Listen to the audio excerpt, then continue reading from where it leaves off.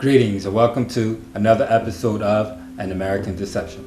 I'm your host, Tavis Sanders, also known as Red Tail Hawk. I'd like to welcome our co-host, Renee Sanders, also known as Red Silver Fox. Greetings, everyone. And so, let's just jump right into it and, get the audience caught up with why we want to talk about this subject today. And so a little while ago, I was reading an article in Ebony magazine back in 2012. And the title of the article was 5 Things to Know About Blacks and Natives. And as I was reading the article, I really started to notice a pattern about the misconceptions that a lot of people have, and really was a little bit upset because so many people possibly had the opportunity to read this article, and it really geared people away from identifying themselves with the Native ancestry that they may have as being Black Americans. And so it's something that I wanted to bring and talk about with the group. And so, we figured let's take a swing at it and see what we can get. All right, let's go. Yeah, and so, we got my mother with us, so, it's going to be really interesting. Okay, so let's just jump right into it. Again, the title was 5 Things to Know About Blacks and Natives. It was an article written in 2012 in a November edition of Ebony magazine. And that, so that if you were interested to look it up and read it for yourself, you could take a look at it. But we're going to go over it, and I think we're going to read some of the points, and then we'll go back and talk about the points. Yeah, sure. Yeah? Okay. Yes. So did you want to read the first point? All right, I'll read the first one. Number 1 was how we first hooked up. Okay. And it says, the earliest recorded African and Native American contact occurred in April of 1502. When the first enslaved Africans were taken to Hispanola. Some Africans escaped to Santo Domingo. The first Black Native Americans emerged from these groups. Okay. Wow. Okay. In that point, it stated that the first Black Native Americans emerged from these groups. But we know that that's not necessarily the case, because the indigenous populations all throughout the southeastern United States and even on the islands and parts of South America were of a Negroid stock. And explorers were already stating these facts before, as they were coming here. And so any African that were brought over here didn't necessarily make the people Black. They were already so-called Black. Yes, they were of a Negroid stock already. They were already of a dark complexion. As a matter of fact, I have a statement here that says in 1524, the Carolina coast people were said to be of a dark color, not much unlike the Ethiopians. And in that reference, I must say that Ethiopians is not necessarily referring to the people of Ethiopia, but at that time, the continent of Africa was called Ethiopia. Okay. And so that's what they were referring to, that they were of a dark color like the people that were over in Africa. Yes. Africa, the continent itself, yes. Not necessarily one country in Africa. Yes, correct. Okay. Correct, yes. Now that's interesting. And so basically what these explorers were stating was that these people were of a Negroid color. That's right, yes. And so for that statement to say that Black Native Americans came about from the African being introduced into a slave population in 1502 would have been told it's false.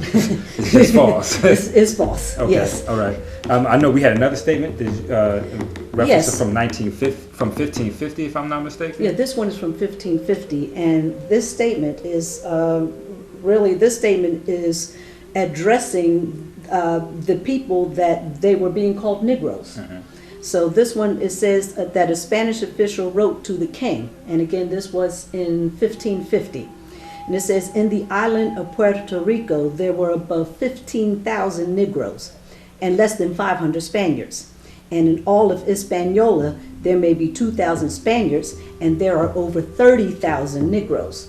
The same is the case in the island of Cuba and in Veracruz, Puerto de Caballos, which is in Honduras, and in Nombre de Dios, Cartagena, Santa Maria, and the coast of Venezuela, where there were 20 Negroes to 1 white man.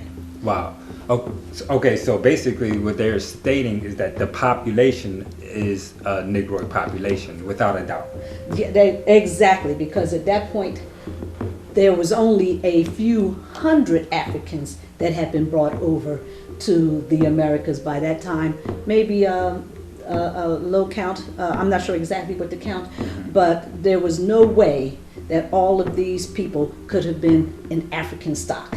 Okay, and just to remember, we're talking about the islands also. So, just this is for later, but we're not speaking in reference to the United States as of yet. These numbers are the numbers that are on the islands. We haven't gotten to what they would consider mainland United States yet. Well, this is the islands and around the islands in Mexico, Venezuela, Honduras. So this is all in the Gulf area, which is where they were exploring. Okay, but we haven't touched on Florida, South Carolina, Georgia, or any of these southern states yet. No, not yet. No. Okay, so let's go to point two. But the first point that we did mention, it did mention about the Carolina coast people being of a dark complexion as well. Right. Okay, Yes. and that was 1524. Yes, correct. Okay. So that statement was before this statement was made. Okay. All right. So let's skip to number 2, and then what does the article, the Ebony article, states as far as number 2 is concerned? Okay. Well, number 2 was some Native American tribes held slaves. Okay. And so and I know that unfortunately, or for different reasons, we did, as Native Americans, we would hold slaves, but not necessarily in the way that it would be perceived. I know some of them would be family, where we would allocate some of our brothers and sisters or some of our children as slaves in order to fall underneath different tax brackets in order to keep them safe or from being sold into other forms of slavery. That's true, yes. Yeah. So yes, that as far as that's concerned, yes, natives held slaves, but so did everyone else at that time. Yes, there were many free blacks who were also slave owners. And again, some of that was true also with them, is that they were holding family members and they wanted to keep families intact. But there were some that also just they could afford, they had slaves. And I just also make a point that Native Americans were being used as slaves as well. Oh, and yes, so most just definitely. because you were a slave, that didn't mean that you came from Africa. And as a matter of fact, later on we'll see more than likely they were of a Native American stock rather than African, as far as being on the mainland United States.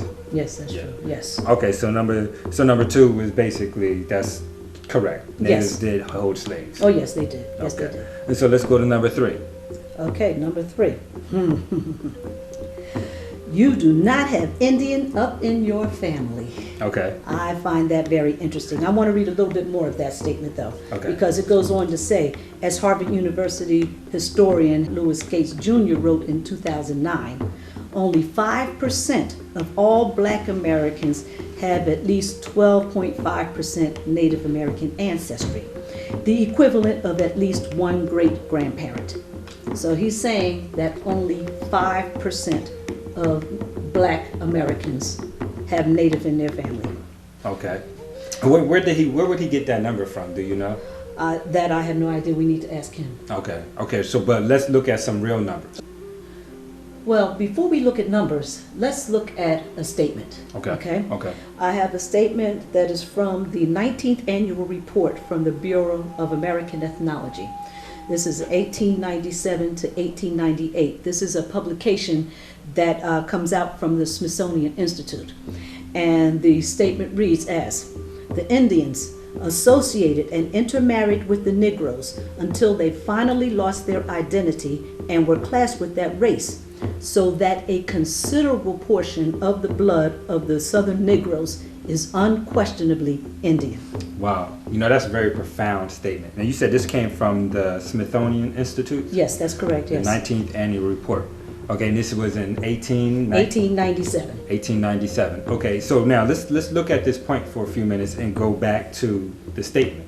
Because, it states that in the statement that Mr. Gates says that, about 5% of Black Americans have Native in their blood. And here we have have the state, from the Smithsonian Institute. Right, and they did this for the state so that they could give a appropriate proportion of what was really going on culturally here in the United States. That's correct, yes. And in that statement it says, first it says that the Indians associated and intermarried with the Negro. Now, again, Negro is a term that they use to classify the indigenous population since the time of their arrival. That's correct. And so what Negroes are we talking about here? Exactly. We don't know which Negroes they're talking about, and especially during slavery, that the Indians and the black, they were all grouped together and classified as Negroes. Okay, and then so that's when the numbers really begin to be of importance. But before we get to the numbers, let's finish this statement.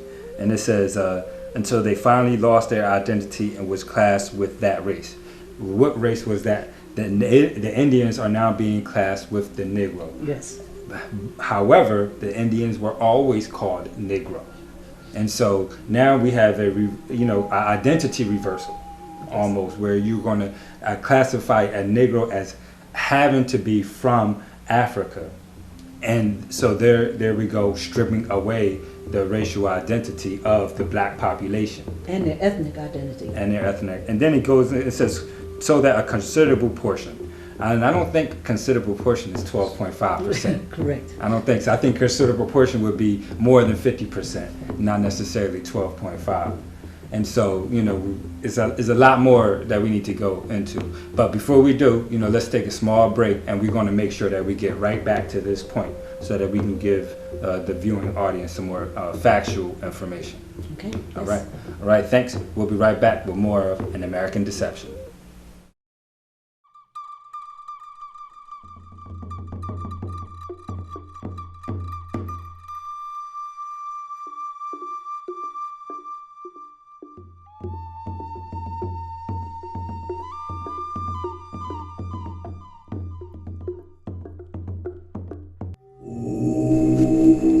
Thank you, prayer. We return thanks to our mother, the earth, which sustains us. We return thanks to the rivers and streams which supply us with water. We return thanks to all herbs which furnish medicines for the cure of our diseases.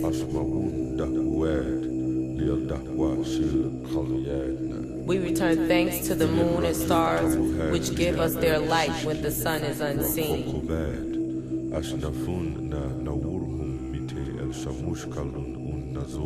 We return thanks to the sun that has looked upon the earth with a generous eye. Lastly, we return thanks to the Great Spirit who symbolizes all goodness and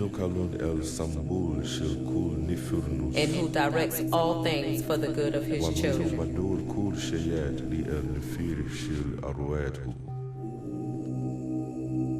Taluf bi'aduta.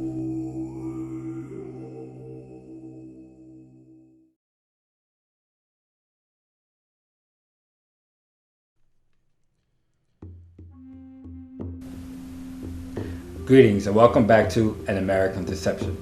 Before the break, we were going over a quote from the 19th annual report of the Bureau of American Ethnology, and where it stated that a considerable portion of the blood of the Southern Negro was unquestionably Indian, and how that went against the words used by Harvard professor Henry Louis Gates Jr., where he wrote in a 2009 piece that only 5% of all black Americans have at least 12.5% Native American ancestry. And so, let's go back to here, where it's actually a report issued by the government that is saying that most blacks, have a considerable portion of Indian blood in their bloodline. The Southern blacks. The Southern blacks, and now Henry Gates, is saying that that is not the case.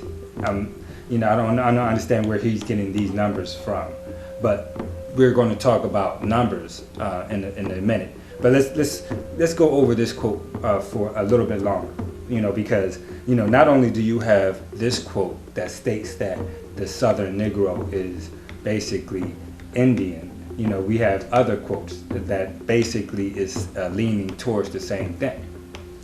And I know that a lot of other issues was going on with regards to slavery and how they were intermingling the two cultures in order to create this new idea or this new, hybrid man that they were to control.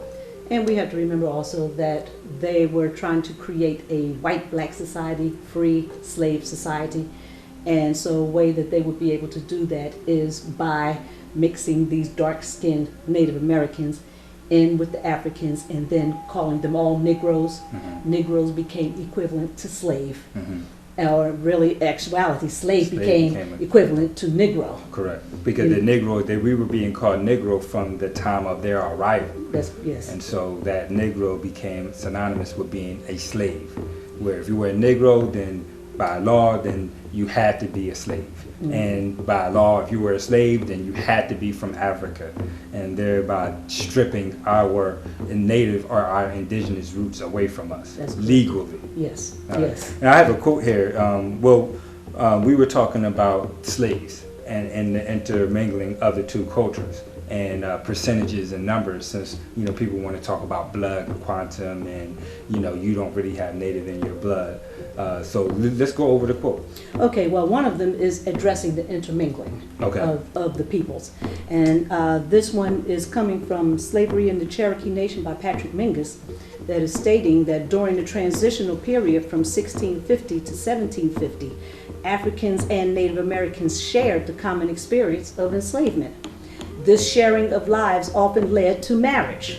The intermarriage of Africans and Native Americans was facilitated by the disproportionate number of African male slaves to females, which was, here it says 2 to 1, but it was actually more than that. Mm-hmm. And the decimation of Native American males by disease, enslavement, and prolonged war against the colonists. Okay, and so basically what they're saying is that they were removing the Native American men and introducing the African men into the population in order to breed a black and white society, where you would have either you were black or you were white, and they were really trying to get rid of the native population altogether. Right, and again, when you have this intermingling with the children, because they were in slavery at the time, and this is when slavery was a lifetime sentence, and it also went from the mother. So whatever the mother was, that's what the children were. So if the mother was a slave, then that made the children slave and made the children slave for life also. I know they had some laws that were being introduced at those times too. Yes. Do you want to go over any of them? Well, we did have Well, okay, so before we went over the law, did you want to go over the numbers? Yes, yes. All right, so, okay, well then you can go ahead and start the numbers, and I can pick up from where you are. Okay, well, really these numbers are talking about the men, the slaves that were brought over from Africa to the Americas, not just the United States, but to the entire Americas. But the percentage of the male, it has here, was 64.5%, and this information is coming from slavevoyages.org. Okay. So 64.5% of the people that were shipped from Africa were males, and 22.3% were children.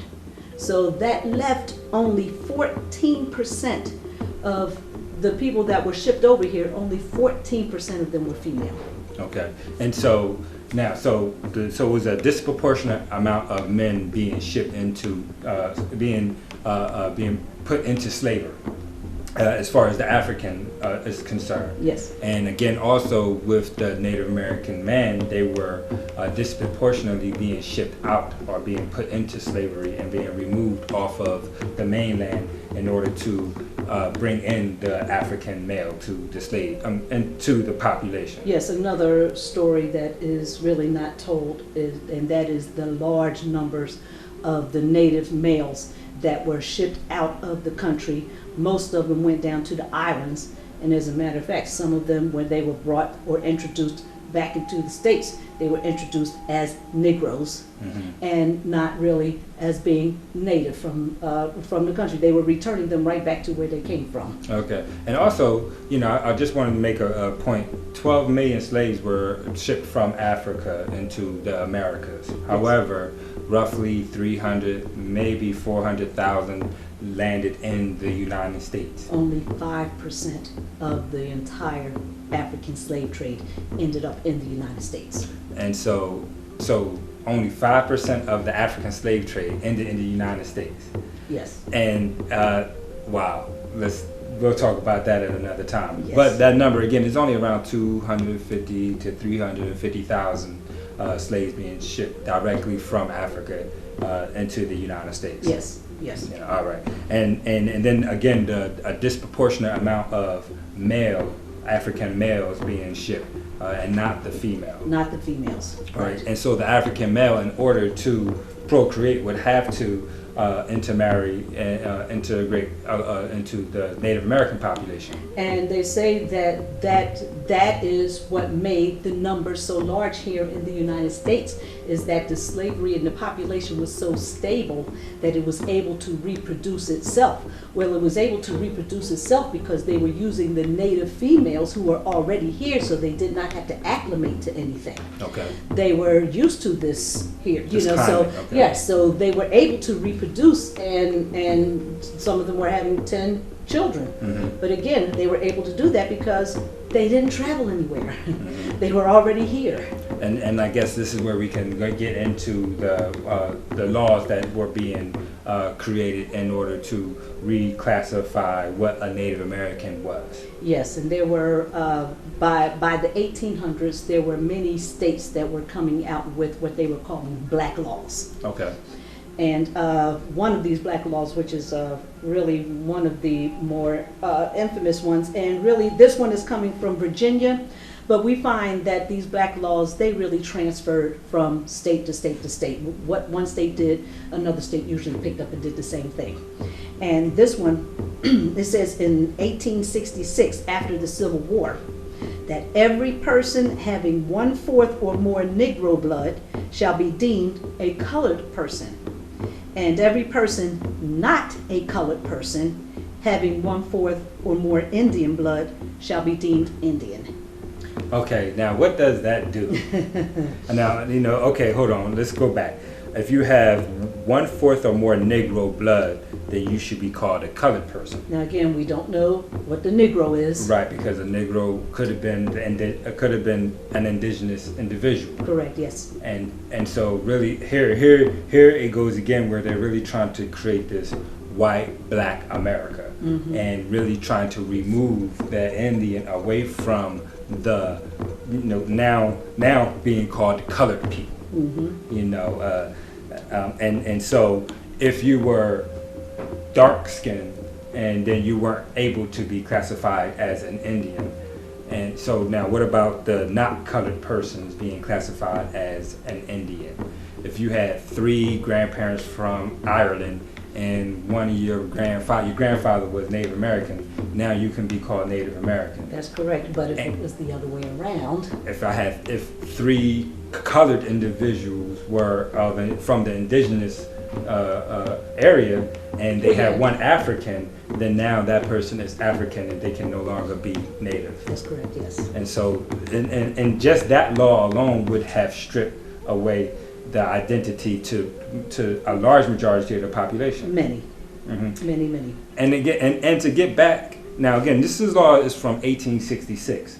And to get back to the 19th annual report, which was from 1889? 1897. 1897. Yes. So they knew even 30 years later that these laws that they were creating was removing the Native identity from these dark-skinned individuals. And really what happened is, even after that, they started coming up with more laws, that it went from 1/4 to 1/8, and then it eventually went to 1/16, and then it went to 1 drop. Okay, hold on, 1/16. So a person could have 15 grandparents, great-grandparents from America. One parent from Africa and they would be considered African. They could not be classified as a Native American. That's correct, yes. But then on the same term, it could be 15 British and 1 Native American, and now that person can be classified as Native American. That's yes. All right. Yes. Well, we have to wrap it up there. Okay, but we do need to just touch on this one last topic. And what's that? And that was the book that they suggested, okay? And their number 5 was the definitive book, Black Indians by William Loren Katz. Okay. And that was what they felt was a definitive book. However, we feel that there are more books out there that have much more information where you could get more factual information. All right, and there I could lead them. If you're interested in more information on this or other programs, or if you'd like to know more information about this particular topic today, please visit our website. Or you can email us at anamericandeception@gmail.com. We'd like to thank you again for tuning in. Again, my name is Tavis Sanders, also known as Red Tail Hawk. I'd like to thank our co-host, Renee Sanders, also known as Red Silver Fox. Thank you. Thank you for tuning in to another episode of An American Deception, and we hope to see you again soon. Peace. Peace.